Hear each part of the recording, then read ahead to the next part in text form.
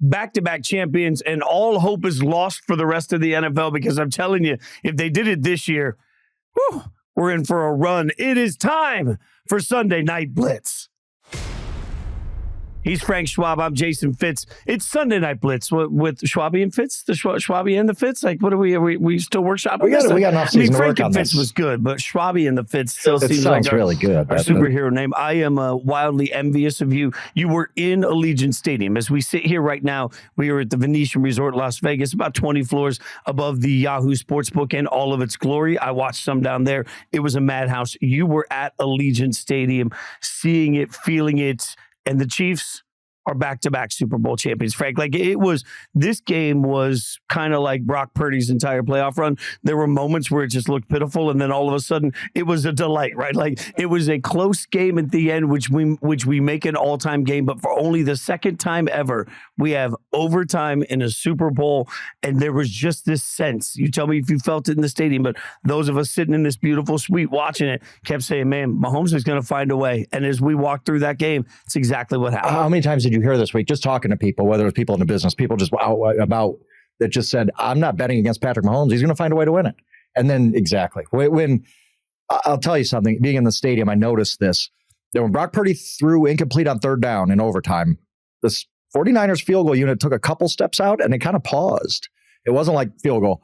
I wonder, and obviously we'll find out maybe from Kyle Shanahan, what he's talking right now at Allegiant Stadium. Did he think about going for it there? Because there was just this moment of indecision from the 49ers, because it almost was like, maybe this isn't me projecting, the wheels turning of, if we kick a field goal, game's over. And not because we won, because Patrick Mahomes just going to come down and beat us. That's who he is right now. He is that good that you just get this sense that any situation, he's going to find a way to win. And as you alluded to, if they didn't lose this year, if they still won a Super Bowl this year with all the issues they had, all the roster doubts they had, this was not a great Chiefs team by any means. Still win a Super Bowl? It's not going to get easier for the rest of the NFL trying to beat this guy. I kept feeling like, and I said this on one of a quick video we put up on Yahoo Sports, I felt like this game was a microcosm of the entire season for the Chiefs. Like, they shouldn't have been in it. As you watched it, the 49ers in the first half were clearly a better team. And you looked at it and you're like, yeah, but this thing is still 10-3. I can't believe I'm saying that at the half. It was almost 10-0. They get a field goal at the very end of the first half, makes it 10-3. And I just kept looking at it saying, man, I know it's cliche, but you're leaving him in the game. Like, there's a point where you're leaving the best player in the world. And at this point, by credentials, already one of the best NFL players of all time. He becomes a 3-time MVP of the Super Bowl, joining only Tom Brady and Joe Montana to have ever accomplished that. He's the quarterback of back-to-back champion team. You're leaving him in this game. And it was maddening to me, because we really watched a defensive struggle. We watched two teams play beautiful defense for 3 quarters. But as this game continued to wear on, you could feel the 49ers defense wear down. And all of a sudden you're thinking, man, the best player in the world is going to be able to take advantage of a gas defense as this game goes on. And they have Dre Greenlaw go down, one of their best players, with a freak injury, a weird torn Achilles there for him. And like you said, just everything that needed to break. Look, they won the game.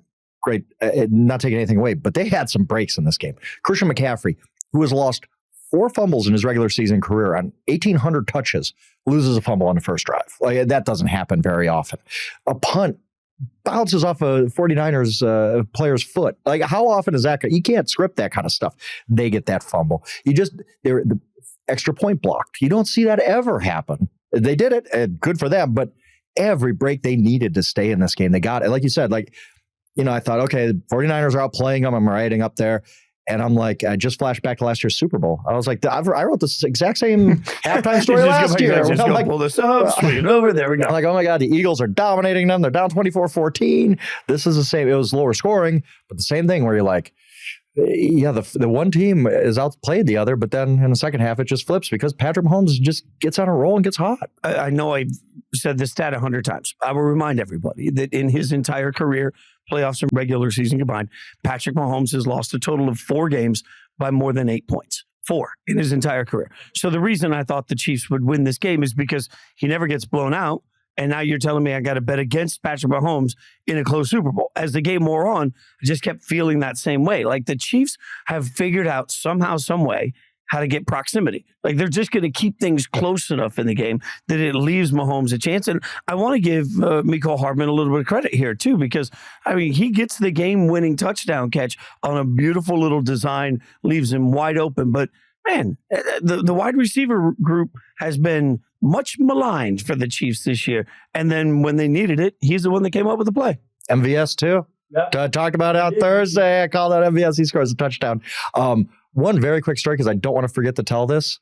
So I'm sitting there next to Charles McDonald, our good colleague, good friend. And he's a huge... He got into the game also. Again, noting, it sounds like a big old Yahoo party at the game, minus me. Okay, go ahead. Obviously, he's a huge Atlanta Falcons fan, right? And I have a million things going through my mind, and sometimes you just need a sanity check on things. And I'm like, wait, has there ever been an overtime Super Bowl?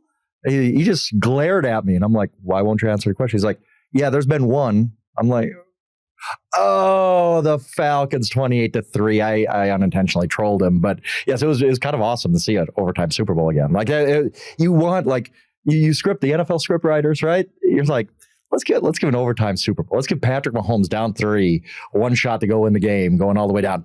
A 4th down he has to convert. A couple other big 3rd downs he converted. Like this was a drive for the ages for Patrick Mahomes, and like you kind of alluded to, like the game wasn't good for 3 quarters. It was fine. I was getting a lot of texts from fans who maybe watch one game a year, and they're like, wow, this game is boring. And I'm like, oh, that's what the people think. I'm fine with it. And then it just turned into a classic. Like we're going to remember this as the great, back and forth in the 4th quarter and overtime, leads being changed. And then obviously the great Mahomes drive at the end. Shanahan has been the coach or offensive coordinator for 3 different teams that blew double-digit leads in the Super Bowl. The 28-3, the last Super Bowl for the 49ers, they had a double-digit lead in the 4th quarter, and now they blow a double-digit lead in the second half. And a 10-point lead in the NFC Championship game 2 years ago against the Rams. Like, this is it's going to be a long off season for him and the 49ers. Like, it's got to be more than just a long off season. It's just a bit of an indictment. Like, look, Kyle Shanahan, I think, was very good at the end of the day. I don't think some people on Twitter,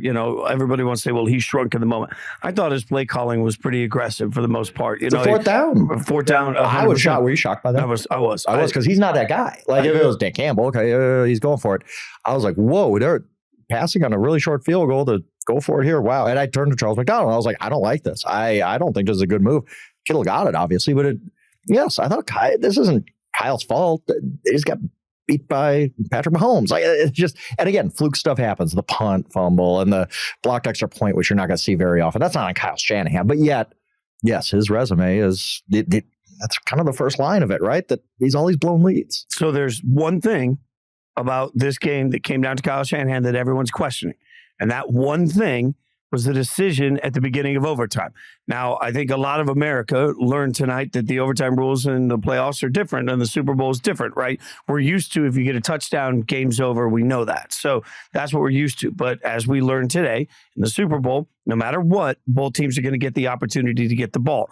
After both teams have had that opportunity to score, then it goes to sudden death. So the 49ers won, and they elected to take the ball first. Now, several people out on social media and several smart minds have questioned this loudly under the concept of, if you get the ball second, you know what you have to do, right? So that's the mindset. But here's where I think everybody's wrong, Frank. I think you got to think about who gets the ball third. Because in my mind, if you're San Francisco and you get the ball first, all right, then Kansas City goes in. Let's say that drive ends in a field goal instead of a touchdown. Now you're in sudden death. What I want to make sure, darn sure, that no matter what, Patrick Mahomes doesn't get to touch the ball first in a sudden death situation. I would take the ball first 100 times out of 100 if it meant that I could ensure that Patrick Mahomes didn't get sudden death. Yeah, they should have got a touchdown instead of a field goal, would have made life easier. But there was a very real scenario where I thought at one point the Chiefs were going to be kicking a long field goal, and all I was imagining was how people were going to go nuts at the concept of, well, then the 49ers went down and won it. You didn't give Mahomes another chance with the football? Like, we're right back in where we were with the Josh Allen, Patrick Mahomes situation. So I think Kyle Shanahan made the right decision, and I don't even think it's close. Like, no, I didn't know this was a thing, to be honest, until after the game. I guess the Chiefs said they were going to defer. I was blown away by this. And we're still getting used to these new overtime rules, which I hate, by the way. I've always go back to, if your defense can't stop them from scoring a touchdown, you don't deserve the ball. Like, keep them out of the end zone. it's really not like that much to ask for an NFL defense to not give up a touchdown on one drive. Like, if you can't do that, you don't deserve the ball. But I digress.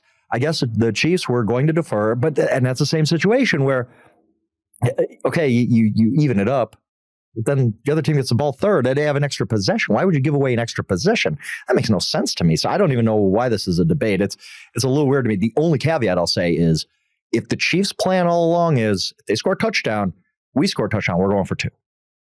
Okay, well, then you know what you need to do, but you're really going to risk a Super Bowl on that? And I don't think that they would do that anyway. I think they would just say, we're going to kick the extra point and give the ball back to 49ers for this sudden death possession. I don't see this debate. I think it's totally, it's weird. Wild though to get to, because you're right. Like, there would be some logic to, we can't get a stop and I don't want to give them a chance, so we go for 2. I think that would make analytics nerds everywhere freak out. And I get the concept of, okay, we know that we held them to a field goal, for example. So now that changes our play calling. It's a beautiful world. But also, I think you just have to plan in these situations for worst case scenario. So when I look at worst case scenario as a coach, I'd be looking at it saying, well, worst case scenario is that we don't score and they get the ball. We're screwed, right? Worst case scenario number 2 is that we get a field goal. Now we know that we need to stop them. And that is what it is. There isn't a worst case scenario that you benefit from if you're giving Mahomes the chance to beat you in sudden death. You can't come back from that. So to me, it's simple. I obviously, we don't see this very often. Only the second time ever we've had a Super Bowl in overtime. Maybe this won't even come up for another 50 years. But I don't think, for all the people that are questioning Shanahan, the thing that's hard about that is that for the rest of time, everyone's going to look at this and there's going to be a subsection of people that turn this into a Kyle Shanahan made the wrong choice.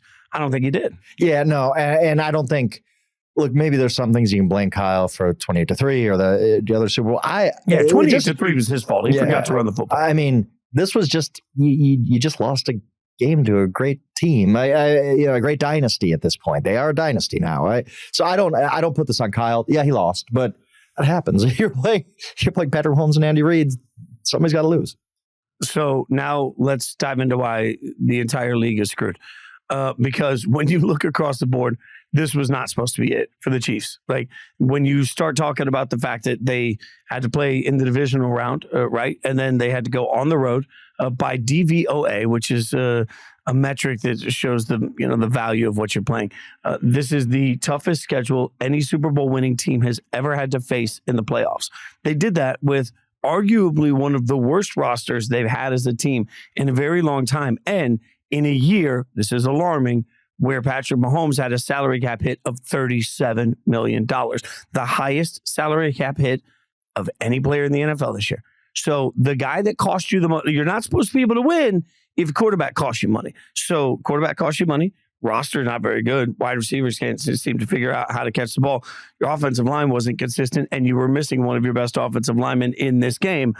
You stack all of that together, they shouldn't have won. And they won in this situation in the worst landscape possible for them. I mean, there's no reason they can't be thinking about back-to-back-to-back. Why not? I mean, it hasn't happened yet in Super Bowl era, but why not them? And the only thing that I worry about with the Chiefs is Chris Jones is such a big part of what they do. I mean, we all sit here talking about Mahomes and how great he is, and that's very true. Kelsey's obviously very great too, but Chris Jones is probably going to Hall of Fame someday, or should at least get consideration. He is their defense. He's going to be a free agent. We all remember the holdout at the beginning of the year. L'Jarius Sneed's a free agent too. He's a very big part of what they do. This Chiefs team won because of their defense this year. Mahomes brought them home at the end, but they were here because their defense was great in the playoffs.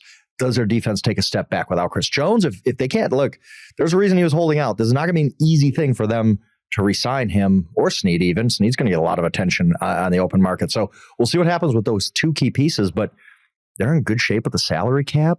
It's not like they've traded all their draft picks. Like this was supposed to be, I don't want to say a rebuilding year, but almost. Like, it was almost like, all right, we're going to be down a little bit. They lost 6 games, but next year, we're going to bounce back. We're going to be fine. And they still won a Super Bowl. It's wild. I mean, we got the definitive answer for anybody that says, what's better, having the best player in the world or the best team in the world? We got that answer. Like, the best player in the world combined with, I think, the best coach in the NFL right now. I don't think there's any doubt. San Francisco was a better team all season. Yeah. Like, I think. And was for much of the game. For much of the game. And same with the Ravens. The Ravens were the better team than Kansas City Chiefs all season. And it's not just the best player. We're talking about one of the best players ever now. Like, and there's no doubt about that. Like, we're gonna get to the end of this race, and it's. I never thought anybody could catch Tom Brady. Never. Like, look at his resume; it's unbelievable. Mahomes might get there. I mean, he's 28 years old. Like, it's crazy. Like, he has modern league. He could play for another 12 years if he wants. Yeah. Without even thinking, he could play for another 12 years. He's got the smarts to adapt his game. He's not always going to be throwing 102 mile an hour fastballs out there, right? But he's smart enough to adapt his game, like Brady did late in his career. We could get 12 more years out of him. And I think that's why a lot of people are making the Michael Jordan comparison right now on social.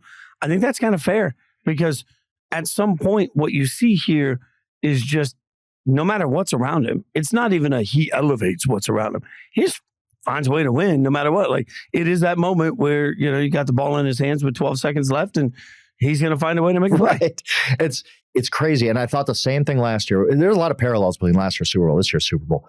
When the Eagles tied it last year, and I looked at the clock, I was like, Mahomes are going to win it. Like, I felt the same way today. As soon as the 49ers kicked that field goal, I was like, okay, the 49ers lost the game right there. It just never crossed my mind that Mahomes wasn't going to get it done in that moment. And that's how automatic he is and how great he is. And there's so few athletes. We're not just comparing like Mahomes to Marino and Aaron Rodgers anymore. We're comparing him to Gretzky and Jordan. And, we're talking about, this is one of the best to ever do it. He's unbelievable. And like you said, it's not slowing down anytime soon. We could be having this discussion in a decade. I mentioned earlier, 3-time MVP puts him in elite category. He's only the 5th starting quarterback to ever win 3 Super Bowls.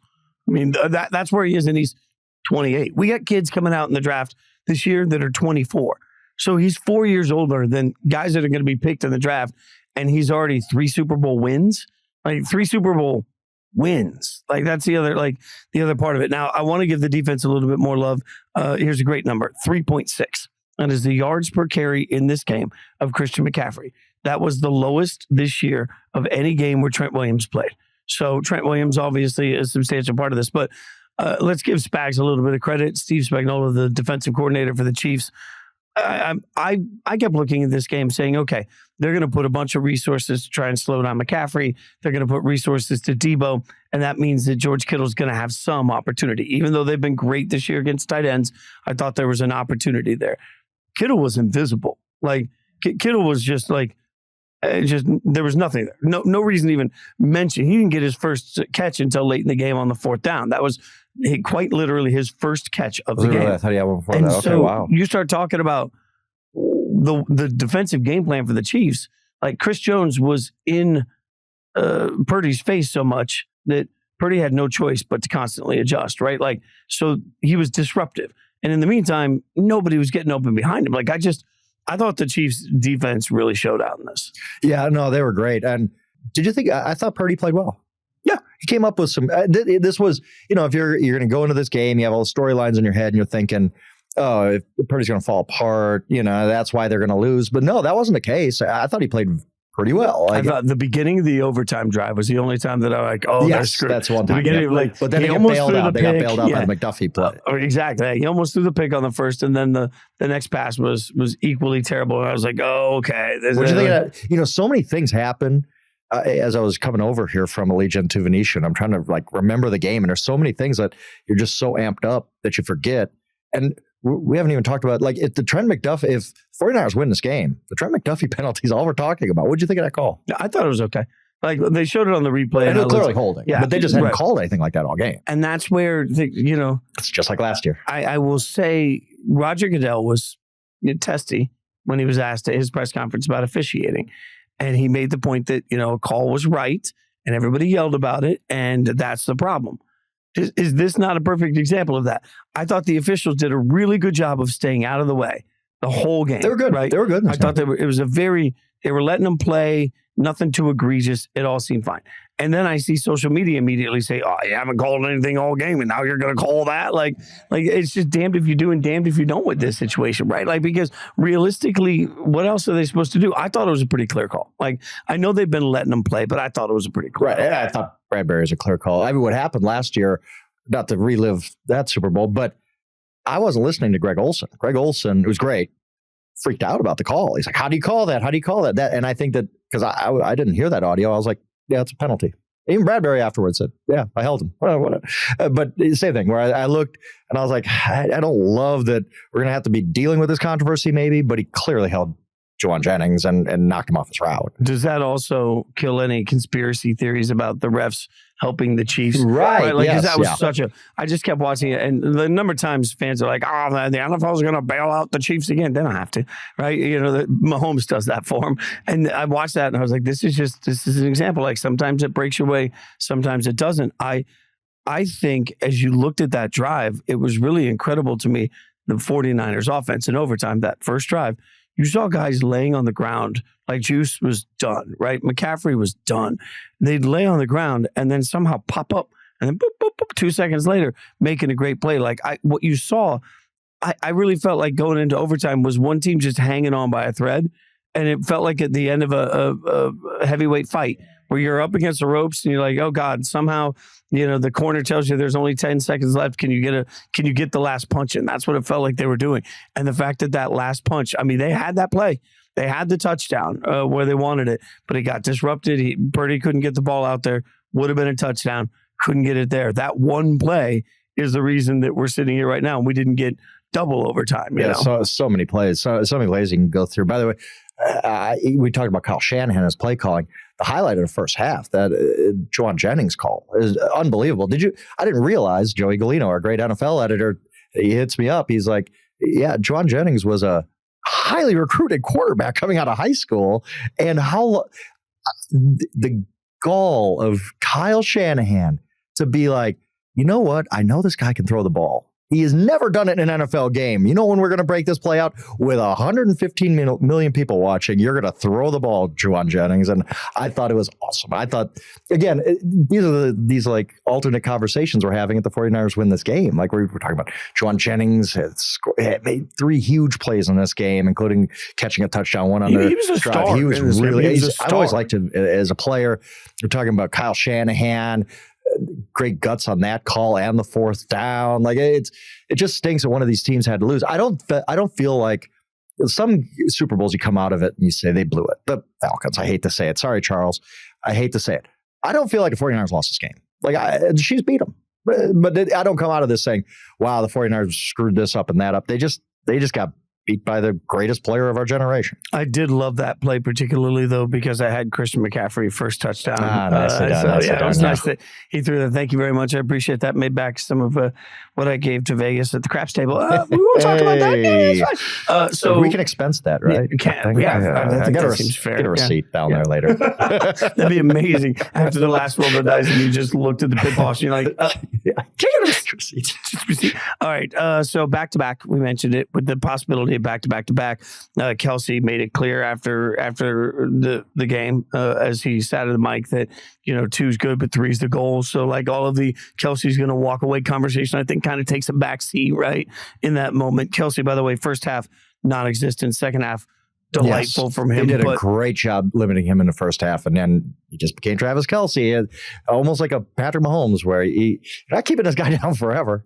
Yeah, no, 100%. But are we at this spot now where like, are they the lovable winners or are they I don't think the evil empire? I think they're the evil empire at this point. To a lot of people, I love them. I just think Mahomes is so great that I enjoy watching him. I think Kelsey's he's a character in this whole show. By the way, real quick before the whole Kelsey Andy Reid thing on the sideline, like that was not a good look for Travis Kelce in any way. And if they lose the game, we're talking about that again. Alternate conversations we'd be having. I mean, Kelsey lost his mind. Now, Andy Reid afterwards said it was a cheap shot because he was off balance, obviously joking. But everybody within that camp is sort of making it quickly clear that because of respect and blah, blah, blah, and all these, they have a great relationship. No big deal. Yeah, because you won the Super Bowl. Like you won the Super Bowl, everybody's going to be happy. You don't win the Super Bowl, we'd be talking about that for sure. I thought it was a moment. And really, I felt like in the first half particularly, there were times that the Chiefs almost felt too amped up.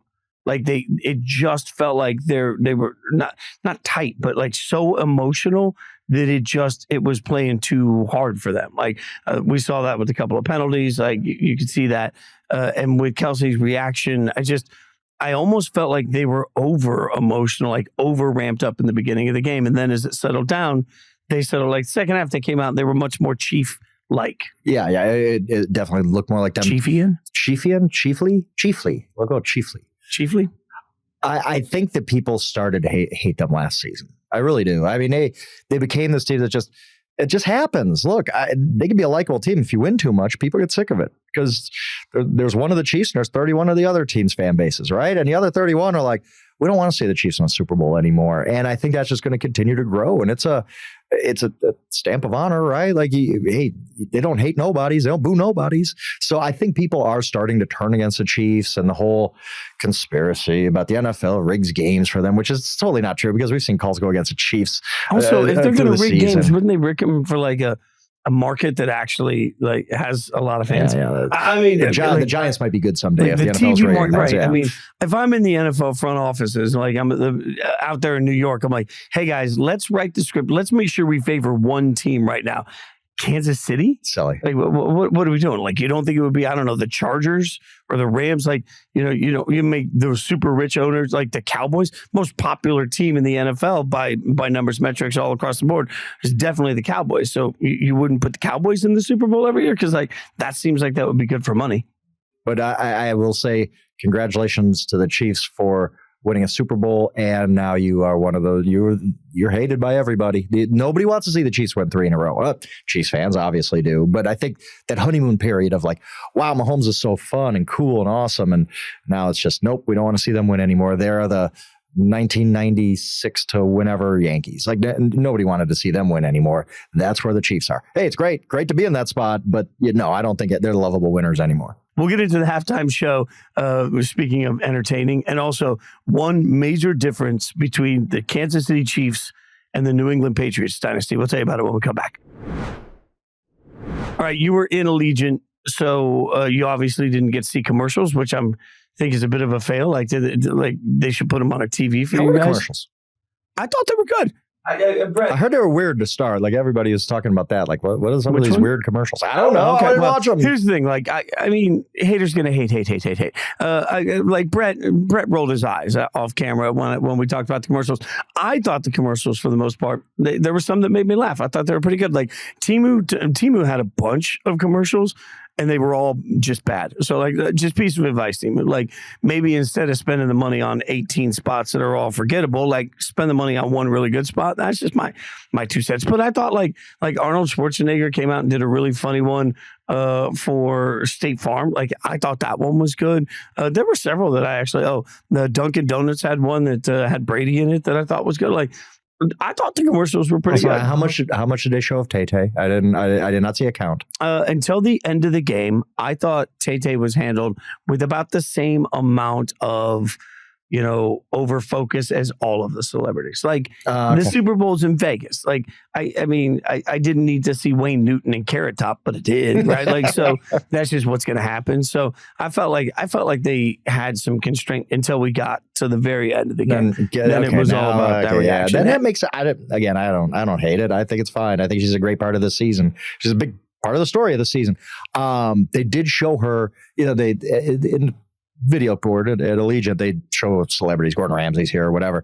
When they showed Taylor Swift, she just grabbed her drink and pounded it. I thought that was hilarious and awesome. And I don't know if she was tongue in cheek, like, oh, drinking game, we show Taylor Swift, take a drink. Like, if she was doing that, I give her even more respect. So yeah, that was social media immediately. Then, there's always got to be that one person that's like, Taylor Swift has a drinking problem. Let me just say, if at the end of the day, if somebody that grew up in country music and now is a pop star decides that they want to slam a beer at a football game, just let them have the piece to slam it. Like, it doesn't always have to be a news story. How was the halftime show in the stadium to you? Quick story. The Wi-Fi was terrible at Allegiant Stadium tonight for the media, so I spent most of halftime trying to figure out how to post a story and missed a lot of Usher. Yes, I know. It is very sad, but what I did see, he's very good. He's a good performer. I thought everybody seemed to nobody I think was that excited for Usher. Like, it's not like, whoa, the Usher halftime show, but he seemed to be good reviews, right? I thought I'm always very careful in critiquing halftime shows because there's sort of a no-win situation. I like my halftime shows, and we've talked about this before, to be like bangers, to have like this pace. I want everybody to jump it down, up and down. I want it to feel like this electric. When it's done, I want to feel like I'm just going to collapse into my seat and be like, what in the hell did I just watch? That's what I like, which is why I always use as one example Bruno Mars at MetLife in New York, because it was really well thought out. A couple of years ago when it was all the hip hop rap icons together, this set had this flow, right? So like tempos work. So it's almost like a great DJ in a club makes everything flow the right way. I did not get that from this set. So like the set was fine. I didn't end it saying, oh my God, but like he brought out Alicia Keys at one point and slowed her down in the middle. Like, you got 12 minutes. I don't need an Alicia Keys ballad. I get what you mean. Like, and they would do like half of one line of one song. And I'm like, I'm not like, it felt disjointed is the best way I can say it to me. And then the ultimate in my mind is like, I don't know, about halfway through, I had my phone out. I was just scrolling and seeing what people were tweeting about. Like, if it's a great halftime show, then I'm glued to it. And I will give you my thoughts afterwards, but I am glued to it. And I was just, this was until the very end when, you know, they brought Everett, like when Luda comes out at the end, that's when like, it's just that hit perfectly. I just wish it had been 12 minutes, 13 minutes of that instead of, you know, like baby making music. My back to baby making. Yeah, baby making again. Not my daughter Lexi will not text me about football at any point, but during the halftime show, just about every year she will. She put it this way. She said it was like 12 different people went to Usher with an idea, and he said yes to all of them. She was like, it's just like all over the place. Like he was trying to do everything in this halftime show instead of kind of one theme, basically. So I don't know that's something you could speak to. I was a good line. I was like, oh. That is, she said it perfectly. Like also, it's kind of like karaoke. Like, I don't know, if I'm at a karaoke bar in Vegas and you walk up on stage and you decide you're going to do a 7-minute ballad, like I'm angry with you. So I found myself in the middle of this just being like, come on, but that's just me. Again, teacher, like I'm sure Usher fans loved it. I don't know that the whole world gravitated to it. Now, because you couldn't see it on TV, you didn't see the amount of Taylor's attention, but you also didn't see the big music news. There was quite the dramatic commercial with Beyonce in it. And the whole concept was, can Beyonce break the internet, right? And then can Beyonce break Verizon's network, right? So she's doing all of these different weird things. And she's like announcing she's going to run for president. And does it break the network? And she's going to be launching a space shuttle. Does it break the network? That's the whole thing. So it goes through the whole commercial. And at the very end of the commercial, unbeknownst to anybody, she says, well, if I can't break it, I guess we'll just put out some new music. And so Beyonce she dropped a couple of new songs today from a new album, and then the release information for the record. Sunday. It's like Marshawn Lynch retaring during the fourth quarter of the Super Bowl. Thanks, Marshawn. Appreciate that, buddy. We're not busy enough here. But no, that's all. I had not heard this. See, that's when you don't watch the game, it's a totally different experience. Like it took me a while to adjust to. No commercials, not knowing what the broadcast said. You just see different things on the broadcast. I talked about Greg Olson with that call. So yes, I had no idea this even happened being in the stadium. It's a little strange that way. I thought it was interesting too, because I heard the line and I'm standing around, 150 strangers, hear the line. And I said to the person next to me, I'm like, did Beyonce just say she's putting out music? And everybody there was like, I don't think so. So I look on Twitter and there was like nothing there. And then about 5 minutes later, all of a sudden you see the trickle of like, wait, like it was done so subtly at the end. I almost think it was too subtle, like, because everybody was kind of like lost on it a little bit. But yeah, and fun fact, it's a country record apparently. So Beyonce's putting out Beyonce's putting out a record. Did you get a chance to be your fiddler at any point? No, but I do have a shout out to my buddy that played steel guitar on one of the songs. I just found that out, by the way. Thanks for telling me that in advance, Justin. All right, so let's get back to football before Brett. Unless Brett, did you have any other baby making sort of conversation you want us to have? I mean, this is my new objective on the show, is to bring baby making up at least once a show whenever Brett's in the room, because you can see the frustration on his face. We'll play some Usher later just for you, buddy. In the meantime, there's one, I think, palpable difference, and one reason that I actually kind of disagree with you on the hate, the dark side element of this. Brady and Belichick were not relatable. They were not always nice. They were prickly in the media. They were prickly with each other. And at times, Brady and Belichick felt like mommy and daddy fighting, and they're staying together just for the kids, right? It's a weird analogy. The Chiefs have none of that. I still see the joy. I think part of the reason people got frustrated with the Patriots is it was never enough and they were never happy. When Andy Reid sees that touchdown, he reacts like it's the first Super Bowl he's ever won, right? Oh, really? As we were coming into the game. So another thing. Yeah, you missed. We were coming into the game. Chris Jones cried. Yes, I thought that was a anthem. very powerful moment. Mahomes looked like he was almost in tears by the end of it, too. Mahomes afterwards smiling and laughing and telling jokes and talking about just life together. Travis Kelce being Travis Kelce, right? There are so many big personalities, but they are, for the most part, just likable, right? And likability goes a long way. Now, there was a point where we all got bored with the Warriors, but I think it took a little longer with the Warriors because everybody loves Steph. At some level, Mahomes is Steph. He's got this charm. Dad bodding his Super Bowl rings while Andy Reid does the whole fingers to the nugs. It's just, don't clip that off. That sounded really weird. But at the end of the day, to me, there's this likability to all of them as characters that puts them in a different category. Yes and no. I agree with you. Disagree with you on other parts in that we talked about, it never seemed enough. We saw the Chiefs get really heated a few times this year. Mahomes in particular, he's screaming at the refs. I know he's frustrated. That happens. I don't hold that against him. But for a lot of people, that was a turning point almost with Mahomes of now we have something. He had, for as public as he is, he had kind of had an almost perfect run of not having any, what could you hate Patrick Mahomes for other than winning? Well, that was a moment where he's screaming at the refs. He gets fined for that. It didn't really come across that well. Andy's just totally likable. I don't know how you can dislike Andy Reid, right? He's great. The one guy who kind of turns it is Kelce. He's getting to a point, and this is not me. I don't have anything against Travis Kelce, but got a little overexposed this year. The whole run-in with Andy, he has this bravado about him that I don't mind, but a lot of people do. And he gets up there and he's yelling into the mic about it's Mayor of Cincinnati being a jabroni and you got to fight for your right. People got tired of that quickly. If they want a villain from this, and I think Belichick was always the villain more than Brady. I think Brady's a little weird, but he's pretty likable. I don't see why anybody really hated Tom Brady. Belichick was always the villain there. I think Kelce becomes a villain for the Chiefs, for people who want to, sports hate. You want to hate somebody. You want to hate the Chiefs. You don't want them to win anymore. But these guys are all likable.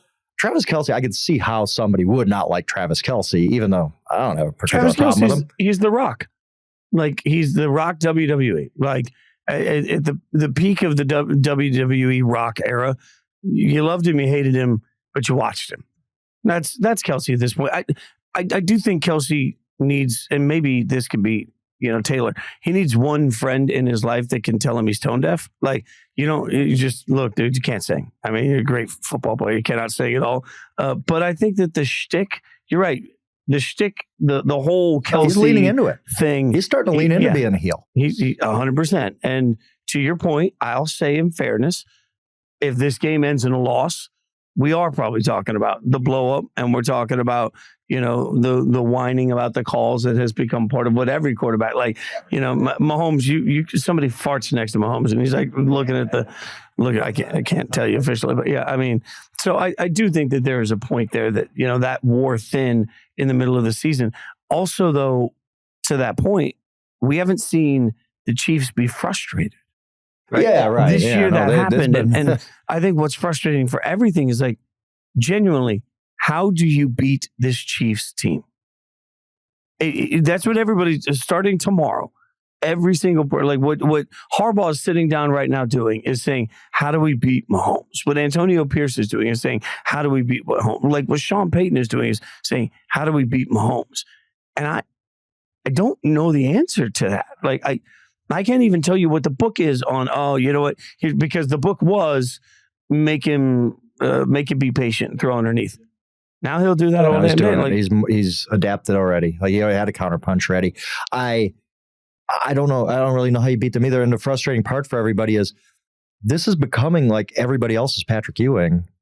And these guys are Michael Jordan and the Bulls, where they're just taking up all the oxygen in a championship room. Josh Allen might end up not winning a title in his career because Patrick Mahomes is winning them all. And we can say about Lamar or somebody. There's going to be Burrow. We're going to see a lot of guys at the end of their careers where we're going to be like, that dude didn't win a title. It's going to be Charles Barkley and Patrick Ewing and Karl Malone. Yeah, we're going to be like, oh, that's right. It's because Jordan took up all the titles. The same thing with Mahomes. Like we're heading down that road. I feel like the NFL desperately needs the next Peyton Manning. Like if we're going to have the next Tom Brady, you've got to have the next Peyton Manning. We tried to make Josh Allen that, and it just hasn't. They can't get over the hump until he can win some of these matchups. What do you have? Because, when we look at The Rock, I'll go back to the wrestling analogy. When you look at The Rock, he's got to have a great rival, whoever that person is. Like you got to have the heel and the face. Like you got to have A versus B in all of this, right? Like you can argue that looking back at those Bulls teams, right? Like the Bulls had to get through the Pistons to get there. And there was at least a process, right? But then you had that back and forth. Like the Pistons had to get through the Lakers before then. Yeah, we like that in sports. We like to have a wall you have to break through. Maybe that can be Josh Allen, but if that doesn't start happening, I mean, what we were reminded of today very clearly, like I don't give a damn that Lamar Jackson was the MVP this year. Lamar Jackson is not in the same category as Patrick Mahomes. Like he's just not. Like Josh Allen is not in the same category as Patrick Mahomes. He's very good, but right now, all of this is like you got Mahomes up here. I always use the analogies with the liquors, right? Like let's just put a new shelf. Like the new shelf is the bottle that nobody can afford. It's the Louis XIII. Yeah, Louis XIII. Like, it's behind the glass, and you look at it, and you're like, someday I'm going to buy a shot. No, you're not. You're never going to buy it. Like, that's Mahomes is in his own world, and everybody else is nowhere near that. And that, man, it's a defeating feeling if you're not a Chiefs fan. And if you're a Chiefs fan, you're sitting at it saying, man, why not us every stinking year? 2 questions for you. Do you think Mahomes is the best quarterback you've ever seen? Yes. No doubt. No question. Not a doubt. No. Okay. I'm getting there. I always have such respect for Brady because what he did was incredible through his career. Absolutely incredible. And then he adds a title on top of it with Buccaneers late in his career. But this guy's just, he's something else. Also, the Chiefs are a dynasty, right? Okay, go ahead. What were you Mahomes. The difference for me is you just knew Brady was going to beat you. But every single time Mahomes drops back, I pucker up. If I'm playing against him, it's like, man, what's going to happen? Every single, and the number of times today where it looked like they had him and he slid up, he got, 3rd and 4, he gets 5. 3rd and 4, he gets 5 somehow, some way. Like Brady, for the greatness and the rings and the titles and the commitment and the work that he put in and all of the things that were great about it. I looked at it and I thought, well, Brady's going to beat you always. I feel like every single play, Mahomes is just, you think you got him and you don't. And it's so frustrating to watch if you're trying, like as a Raiders fan, frustrating to watch against Mahomes and beautiful to watch when you're watching a game like this. Right. It's much different, I think, but he's almost like Barry Sanders that way. I remember growing up, every time Barry Sanders touched the ball, grew up a Packers fan, obviously. When they were playing the Packers, Barry Sanders touched the ball, I was scared to death. Before he even got to the line of scrimmage, you're scared to death. He's going to house that thing for 80 yards. Same thing with Mahomes, who you're talking about. Like every play might be the greatest highlight you've ever seen. He's just that guy. 2, I assume we agree the Chiefs are a dynasty now. Yes, 100%. If they, and this is the first time, I will be the first people to talk about this. If they win 3 in a row, where do they rank all time? Is this the greatest dynasty of all time? Like nobody's done this before. The Patriots had kind of a weird dynasty because it was just 2 guys for 20 years. The whole roster obviously changes over every 20 years. This is pretty much the same group of Chiefs. How do they rank dynasty-wise if they could win a 3rd in a row? At 4 and 6 years or whatever it would be at that point. I mean, it's the best we've ever seen. Really? I really think it is because as much as, again, it's back-to-back for the first time in 20 years. The Patriots were the last to do it. Salary cap constrictions, like roster movement, it's tougher than ever to get to the situation where you can be that sort of a team. And I think that as a coach quarterback combination, Belichick and Brady obviously are clearly at the top of the list for everybody, right? Like Belichick, Brady, take nothing away from them. Those 2 were so good it didn't really matter what was going on around you. I understand that. But in this era, Andy Reid and Patrick Mahomes are doing the same things. And then the other pieces that are around it, like I just think this is the era of dominance that you tell your grandkids about. Like I saw the Chiefs win 3 in a row, 4 in a row, 5 in a row, and until either Mahomes or Andy Reid is not there, I don't know how you doubt that they're just going to keep doing it. So this becomes one of those special moments where you sit back and say, yeah, like history will remember this era of football forever. Yeah. I keep thinking about the Cowboys, 90s Cowboys. And like, why would we all love that team, right? They had great talent, but why would we pick their dynasty over the Chiefs right now? The Chiefs have won 3 titles just like the Cowboys did then, and they have a 4th appearance, which is not nothing. Like, people like to downplay like making a Super Bowl. Like, no, you made it, even though you lost. It's still quite an accomplishment. So I already think they're ahead of Cowboys for one. I mean, probably not to the 89ers or the 60s Packers yet, or the 70s. The but Niners, we're getting to the Niners, point of that era of, everything that Joe did with, you have Montana to Rice with the Roger Craig and all that. Like, they were just so unbeatable. I think that's. But at some point, if they get this Chiefs team wins another one, why aren't they better than those Niners? Why aren't they better than the Steel Curtain Steelers? They're making a great case right now. What's interesting though about that, as you say it, thought exercise here. If you went through the Chiefs seasons, if you ranked the best Super Bowl champion ever, right? If you ranked the most dominant seasons we've ever seen from a Super Bowl champion, I don't think either of these years would be on that list. They don't have that one team that was just like unbelievable. They don't have a 1985 Bears, right? Right. They don't, the Bears were exactly what I was thinking. One of those like, like the 89 Niners or 84 Niners, if you prefer them, or even the Packers, 1962, whatever. They don't have that one. This team went 16-1 and whatever. I mean, they've had obviously dominant teams, but not that one iconic team. Maybe that's going to, but they still have time. It could be next year for all we know. And winning a Super Bowl is just so, like, think about it. I would argue in our lifetime, 2 of the best teams of all time. Obviously, the undefeated Patriots season didn't win a Super Bowl. And we always talk about the 85 Bears, but the 86 Bears were a better football team, right? Didn't win a Super Bowl. You can be phenomenal and not win a Super Bowl, right? Like, so it just shows you how much has to break right to be in that situation where they are. And for it to have broken right back-to-back years on teams that when the NFL Network eventually does their top 100 Super Bowl winning seasons of all time, why would this year be on it? Like, no, they struggled this year. It was not a great season. The death of the Chiefs was a constant conversation because their wide receivers couldn't catch the flu. Their offensive line sucked. Like, you just look, you're like, it's not going to be any good. And then here they are. One more thing. We need to start having a serious conversation about, is Andy Reid the greatest coach of all time? Why not? Like, at some point, you talk about Mahomes is one of 5 quarterbacks to win 3 or more Super Bowls. Andy Reid, I believe, is the 5th coach to win 3 or more Super Bowls. And unlike Belichick, who I think is the greatest of all time, he's probably going to stay that way for me. But we always say, what do we say about Belichick? Never won anything without Tom Brady. And we can say Andy Reid never won a Super Bowl without Patrick Mahomes, but won a heck of a lot of games with Donovan McNabb, won a heck of a lot of games with Alex Smith. It's not just, he's just a product of Mahomes. He's helped by Mahomes, obviously. But Andy Reid has won for 20 years now. He was winning a lot of games and, yes, lost a lot of NFC championship games, lost a Super Bowl with the Eagles, but he made them. He was always there. So we can't just say he's a product of Mahomes. Right. He had a great career before Patrick Mahomes showed up. I mean, things were good enough with Alex Smith that when they decided to trade Alex Smith and start Mahomes, national media networks were saying, "What are you doing? You've lost your mind. Like, you're in a playoff window. You can't do that." Like, so to your point, it's an important part of the conversation with Andy Reid, and it gets really interesting because here in Super Bowl week, all week, I certainly heard a couple of people that I respect talking about whether or not Andy Reid was going to hang it up.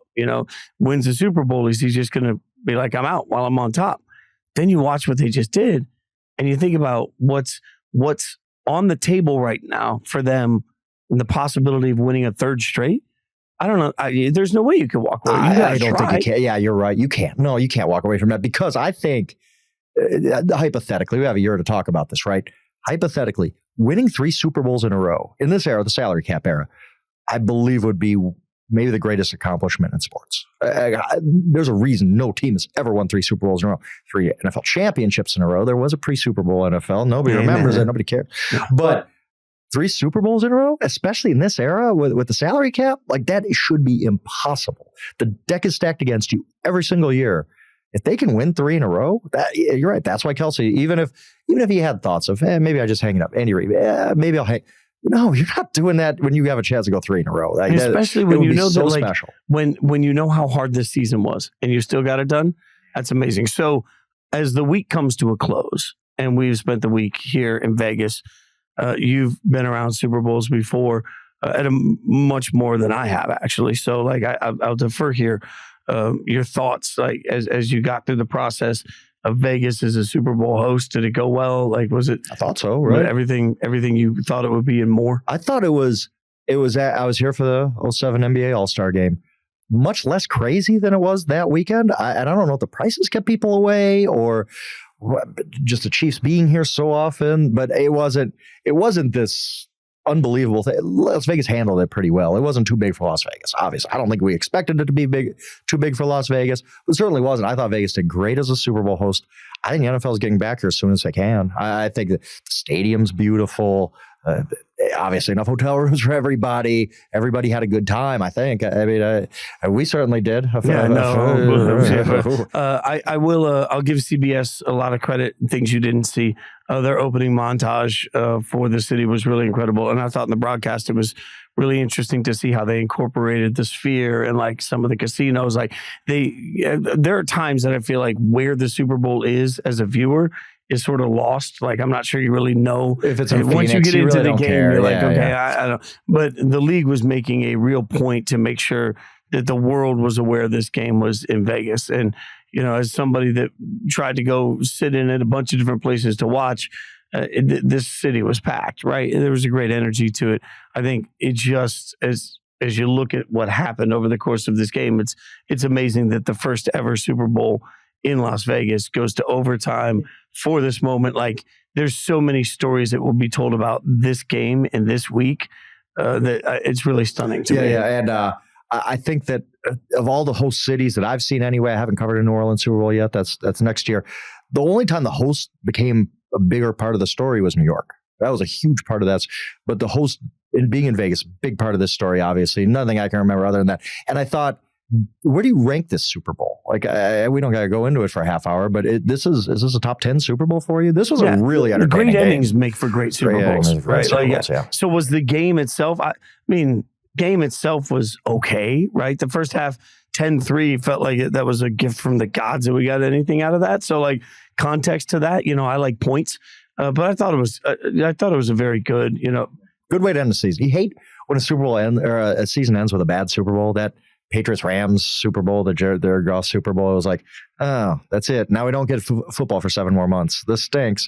It's a totally fitting way to end the season. I thought it was great. I think one thing that will be fun now is to try to figure out who can unseat them, right? Because that's going to be the great question of hope. Now the casual fan across the world is going to be looking at all of this and saying, who can take down the Chiefs, right? Like, that's the craziest thing, is that they have gotten themselves into that situation. And, you know, everybody that you could turn around and look and say, oh, well, this team, they beat them. I'll say they beat the Dolphins. They beat the Bills in Buffalo. They beat the Ravens in Baltimore. There is not a single powerhouse in the AFC that they didn't take on. They beat them all. Yep. And then they beat the 49ers. Well, you get the best team in the NFC. Like, yeah, it was the 2 best teams of the season were clearly Ravens and the 49ers. We're talking the totality of the season. Just who was the best team all season? Ravens, 49ers, and the Chiefs knocked them off back to back. Like, that is absolutely. I think that's the story of this Super Bowl run will be just Mahomes got it done again. We'll forget as time goes on that this was a really tough season for them, and just remember that Mahomes got it done. But I think the real big part that does make this historic is the run they went on and the teams they beat. Like you said, DVOA has this the toughest road ever for a Super Bowl champion. And you can, I don't need stats. I know that. I just from watching these teams all year say they beat possibly the 3 best teams in football other than themselves. The Bills, you throw them in there too. I mean, this was just an incredible run for them. Yeah, beating the Bills in Buffalo and then beating the MVP, you know, in Baltimore. Oh, and yeah, they also beat the team that, you know, put up 70 points this season. I mean, the Dolphins are your easy team. Yeah, we just forget about that, right? And, you know, and if you're the 49ers, like, you know, you're going to go back to the drawing board yet again. But the hardest they're thing, set up really well though. They are. They because of the Purdy contract, they're set up. Everybody's back. They have no key free agents except Chase Young, who showed up in this game. So they'll be back. The 49ers are going to come bring the same team back, but that's what's going to be different. It's hard, right? What's going to be different? You need to catch breaks. You can't have Brock Purdy injure his elbow in the second quarter of an NFC Championship game. You can't have any of this stuff happen that just derails teams. And that's what makes the Chiefs run so impressive. The NFL is built so nobody can do this year after year, and here they are. It's funny, though, because your buts for the 49ers are very similar to Bills fans, just being like, yeah, but we just need this one thing. Even when I talked to Josh Allen this week and said, what do you need to do to break through? He's like, I got to make one more play. You know, like at the end of it all, like I got to make one more play. And every guy in the locker room's got to figure out how to make one more play, right? Okay, cool. Like that's easier said than done. Like, just walking in and being just, you have to resign to the fact that you better hope that Mahomes has an off day. And when he does have an off day, which, he threw an interception today, right? If Mahomes has an off day, you still got to be perfect to beat Andy Reid. Like, it's just... It's got to be getting into other teams' heads too, right? Like to the point of they would never admit to it. I don't even think they'd say it out loud, but being intimidated. Like, how can we beat these guys? Like the Bills got to be like, we're never getting over this hump. Like you don't want to say that out loud, but that again, it's the Jordan thing. Jordan probably won a lot of games before he even tipped off. Just because the other team is just, how can we beat these guys? We can't. It's getting that way with the Chiefs now. It's so great. The Raiders beat the Chiefs this year. Like what? Like this was not supposed to be the Chiefs. Why you gotta say it like that? I mean, that seems like that was an aggressive way to say that. But the funny thing is, and again, I'm trying not to be too harsh on Kyle Shanahan here. The Raiders beat the Chiefs by not throwing the ball in the second half, right? Yeah, Christian McCaffrey. And I know he was gassed, but it just felt like there were times that Christian McCaffrey he wasn't there for him, right? And to me, second week in a row, I looked at Baltimore. I'm like, why are you not running on the Chiefs? That's the way you beat them. They didn't do it. There were times in this game, I'm like, just hand the ball off. That's what's working. And they didn't do it. So, I think Kyle Shanahan also is going to have to look in the mirror and figure out who he's bringing on to his staff that can help exorcise the demons, because they are all over the place for him. Yeah. And again, it's just going to be a long, you get this close, you lead by 10 points in a Super Bowl and you lose it. You're going over every play. You're going, how did that extra point get blocked? How do we not stop the Chiefs when they had 4th and inches there in overtime? Every play you're going to go over that 100 times and just wonder, how do we let this thing slip? Because we both agreed. In the first half, I was like, wow, the 49ers are clearly a better team here. And they couldn't get the job done at the end. What was your prediction going into the game? 49ers win a low scoring game. Yeah. Mm-hmm. I just want to remind everybody, I predicted Chiefs 27-21. I got 25-22. Close. I don't think anybody had that 25-22 ticket. Yeah, no, nobody. Like if you got 5-2 on squares, you're like, son of a biscuit. What am I doing? Like, I'm not going to win any money. And now you're just like out of the club. All right. So what I can tell you is that just because this is the last Sunday night, the podcast is not going anywhere. We're going to keep hanging out. We're going to figure out whether it's officially Schwabby and the Fitz or Frankie. I don't know. We're going to figure that out. Fitz and the Schwabby, still your name first. Yeah, never going to be. But we're going to keep coming to you all off season long. So you don't want to go anywhere. C-Mac's going to keep coming to you with the exempt list also. So the network will be as strong as ever. Don't go anywhere. We'll be continuing to hang out. I just can tell you this. Frank and I will be less hungover when we do it for the rest of the year. Because let me tell you, guarantee that. That's a fair point. Wisconsin out there competing with or Denver out there competing. Yeah, I can say it's been a great week, though, man. It's been a blast. It's been awesome being here with you. Cool. And as much as we say it every week, I want to say it again. It's this is my first season through Yahoo Sports. It was our first season working together. And we're just genuinely honored that anybody took the time to give us a listen and be part of this community. So it means a lot. Follow us on social media. You know how to do that at Yahoo Schwab. I can't believe I actually know your Twitter handle off the top of my head because some of us just use our name. At Jason Fitz for me. At SJ Rochelle for Stone, our producer doing God's work behind the grass. Brett, what's yours? At Brett Raider. I wasn't sure. I didn't remember. Yeah. Well, SJ Rochelle, SJ Rochelle, we'll work on that. Get to Brett Rader for baby making tips. And then, I'm going to work baby making into every show this offseason. And also, while you're out there, be sure to leave us a 5-star review, rate, subscribe, tell your friends, tell your family, tell your enemies, tell everybody. Hang out with us every single week. We're going to keep coming with you with more Zero Blitz.